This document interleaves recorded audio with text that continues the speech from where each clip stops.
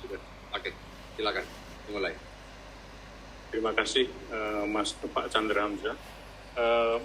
Makalah yang saya pilih memang merupakan salah satu alasan utama kenapa setelah sekian lama akhirnya saya memutuskan untuk mencoba ikut seleksi Bawaslu, yaitu concern saya terhadap meningkatnya potensi klientelisme dalam pemilu.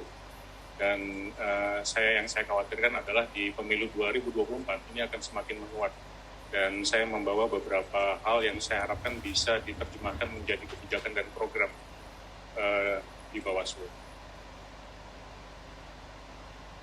Saya akan memulai dengan satu kutipan dari Plato yang meyakini bahwa semua penguasa itu harusnya adalah orang-orang yang cinta dan mencari kebenaran. Dan itu hanya akan bisa terjadi jika proses pemilihannya itu kemudian diikuti oleh semua orang, melibatkan semua orang, dan berjalan secara baik. Dan hukuman apabila kemudian proses tidak berjalan dengan baik atau tidak melibatkan semua orang adalah kita akan dipimpin oleh orang-orang yang di bawah kita. Nah, permasalahannya menurut saya partisipasi itu bukan hanya sebagai pemilih, tapi juga sebagai pemantau dan peserta. Kemudian pertanyaan lain adalah berapa besar sih biaya untuk kemudian berpartisipasi dalam pemilu di Indonesia. Persoalan yang saya lihat untuk 2024 adalah kita belum sepenuhnya pulih secara sosial dan ekonomi dari kondisi COVID, pandemi. Ya. Ada kerentanan-kerentanan yang muncul yang menyebabkan klientelisme kemudian akan menguat akibat kondisi itu. Kemudian yang kedua, meskipun sistem pemilu kita berazaskan Pancasila, dan saya kira itu sudah final, sudah clear di undang-undang, namun sulit diingkari ada corak neoliberal dalam sistem pemilu kita, di mana peserta itu harus menanggung biaya yang sangat tinggi untuk kemudian bisa berkompetisi dalam pemilu atau pilkada. Perludem mencatat bahwa bagi seorang caleg untuk bisa berkompetisi secara meaningful, secara bermakna, mereka harus mengeluarkan biaya antara 1,2 miliar sampai 4,9 miliar. Bahkan di dapil-dapil panas, ya, di mana kemudian caleg-calegnya itu bintang-bintang, itu angkanya bisa sampai 8 miliar, bahkan belasan miliar. Nah, ini jadi persoalan, karena di satu sisi, pemilu kita sebenarnya bertujuan mencari pemimpin-pemimpin yang akan melahirkan kebijakan-kebijakan yang mengutamakan kepentingan rakyat. Tapi di lain sisi, aspek pembiayaan kampanye, pembiayaan untuk ikut pemilu itu diserahkan sepenuhnya, hampir diserahkan sepenuhnya kepada peserta. Yang menyebabkan mereka-mereka yang menurut definisi Plato sebenarnya memiliki komitmen, memiliki kapasitas, tetapi kekurangan modal karena biayanya tinggi, terpaksa harus membangun konsesi, membangun kesepakatan. Dan ini yang menyebabkan potensi klientelisme menguat. Masuknya kekuatan modal dalam proses pemilu, dan pada akhirnya bukan hanya berhenti di pemilu, tapi juga pada kebijakan-kebijakan publik yang dilahirkan oleh pemerintahan yang terbentuk. Dan ini menurut saya adalah sebuah persoalan besar, karena kita sepakat, oke, undang-undang tidak berubah, tapi ada aspek pembiayaan yang kemudian harusnya bisa kita jaga.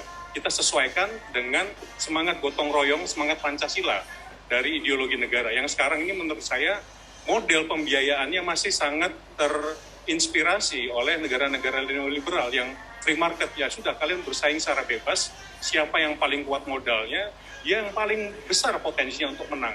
Itu bukan Indonesia, itu bukan Pancasila. Nah, bagaimana cara untuk kemudian mengatasi itu? Tapi sebelumnya izin sedikit, mohon maaf kalau bukan menggurui, tapi sekedar menjelaskan yang saya pahami. Klientelisme adalah praktek transaksional yang kemudian mempertukarkan barang jasa uang dengan dukungan politik. Ya. Ini terjadi pada dua tingkatan.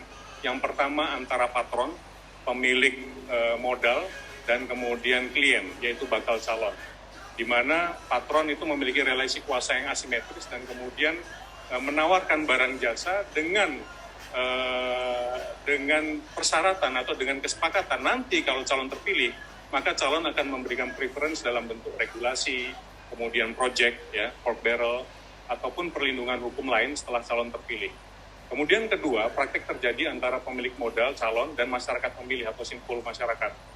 Dan yang berkembang di Indonesia sekarang, dan menurut saya ini masih belum terawasi dan bisa dicegah dengan baik, adalah berkembangnya network of broker, ya, jaringan para broker yang kemudian menjadi perantara antara patron dan kemudian masyarakat pemilih. Caranya dengan vote buying, di mana masyarakat atau simpul masyarakat mendapatkan barang jasa untuk memberikan vote-nya kepada calon. Setiap broker itu butuh misalnya 100 atau 50 suara dari setiap TPS, dan dia yang kemudian mengolah untuk memastikan suara itu bisa didapat. Persoalan kedua dari model klientelisme itu adalah meningkatnya diaktifasinya populisme berdasarkan politik identitas, dan ini lebih mudah karena kemudian basisnya bukan betul-betul ideologi atau program. Menurut hadis ini sangat menguat. Jadi insting masyarakat untuk kemudian memilih berdasarkan afiliasi, identitas yang sama, etnik, suku, agama itu justru berkembang. Dan jadi di satu sisi kita ada ancaman dengan money politik, di lain sisi Indonesia yang dibangun selama puluhan tahun itu kemudian dimainkan unsur-unsur identitasnya. Jadi ini menurut saya bahaya besar, dan bukan hanya terjadi selama pemilu, kemudian juga akan punya dampak yang luas pada berjalannya pemerintahan setelah itu. Solusi yang saya tawarkan ada beberapa hal. Yang pertama adalah perubahan mindset. Jadi ini dalam konteks kultur ya. Mindset elektoral dari model yang neoliberal, terutama pada pendanaan kampanye, menjadi lebih gotong royong atau Pancasila. Memang kita sepakat sejauh ini tidak ada perubahan undang-undang, namun perubahan pada peraturan pelaksana dan penyelenggara ini nampaknya masih dimungkinkan. Pemerintah pada tahun 2018 mengeluarkan PP nomor 1 2018 yang kemudian mengalokasikan anggaran dana politik yang lebih besar kepada partai. Jumlahnya antara 1.000 sampai 1.500 rupiah per suara yang sah. Ini memang niatnya adalah kemudian mengurangi ketergantungan. KPK dari penghitungan mengusulkan angkanya dinaikkan menjadi Rp10.000 per suara sah. Dengan asumsi, dengan simulasi bahwa ini akan betul-betul secara signifikan mengurangi ketergantungan peserta pemilu terhadap pemilik modal. Ya, tentu tidak 100% kemudian bisa di-cover oleh pemerintah, tapi anggaran-anggaran yang besar seperti pengadaan alat peraga kampanye, mobilisasi pemilih, pada saat edukasi itu kemudian bisa ditanggung oleh negara. Negara wajar berinvestasi karena tujuan akhir dari pemilu ya memang adalah kebaikan bersama. Jadi jangan diserahkan kepada masyarakat. Kemudian yang kedua adalah support makro kepada peserta pemilu agar ada posisi bersaing yang lebih fair, yang lebih berdasarkan substansi dan bukan terutama modal ekonomi. Ini tadi salah satunya adalah menindaklanjuti rekomendasi KPK misalnya dengan menaikkan hibah politik kepada peserta kampanye lebih tinggi. Kemudian yang ketiga yang menurut saya akan jadi rencana program saya adalah melakukan identifikasi lebih dalam terhadap pola klientelisme dengan menghitung data-data laporan-laporan yang selama ini dianggap tidak didukung data, ya, yang sesuai dengan aturan tindak pidana pemilu. Nah, tapi ini sebenarnya adalah indikasi-indikasi untuk memperkuat aspek pencegahan dan pengawasan atau predictive policing. Jadi memang menggunakan big data untuk melihat kecenderungan-kecenderungan pola-pola klientelisme. Saat ini wewenang yang diberikan undang-undang mulai pasal 325 mengenai audit dana kampanye memang sifatnya agak administratif.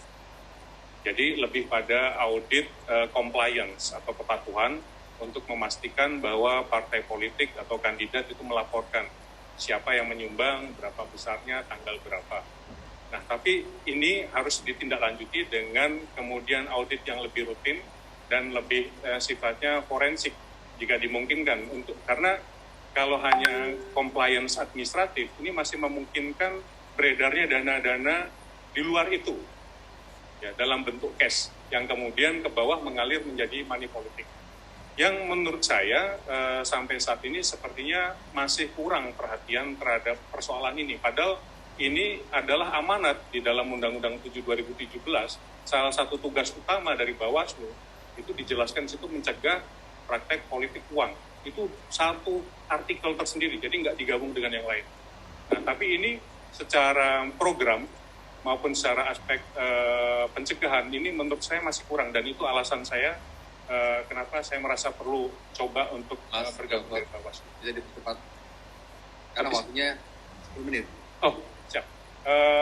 Dan perlu melibatkan PPATK dan KPK dari segi struktur karena keterbatasan undang-undang tadi dan mobilisasi masyarakat kultural. Kalau kemudian KPU dinilai berhasil karena berhasil melibatkan 81% masyarakat dalam memilih, harusnya Bawaslu juga ukuran keberhasilannya adalah bisa melibatkan masyarakat sebagai pemantau. Ya kita nggak usah bicara 81%, tapi harusnya itu jadi ukuran, tapi ini masih belum. 1 menit lagi. Ya, regulasi yang lebih efektif dan sanksi yang lebih ketat, karena kemudian kita mengatur, memberikan dana, harus ada regulasi ketat, dan kemudian mobilisasi dan pelibatan segenap masyarakat dalam pengawasan praktek klientelisme. Harus ada regulasi yang kuat, platform IT, dan kemudian sumber daya manusia yang memastikan Bawaslu dalam Bawaslu sendiri bisa memfasilitasi. Terima kasih.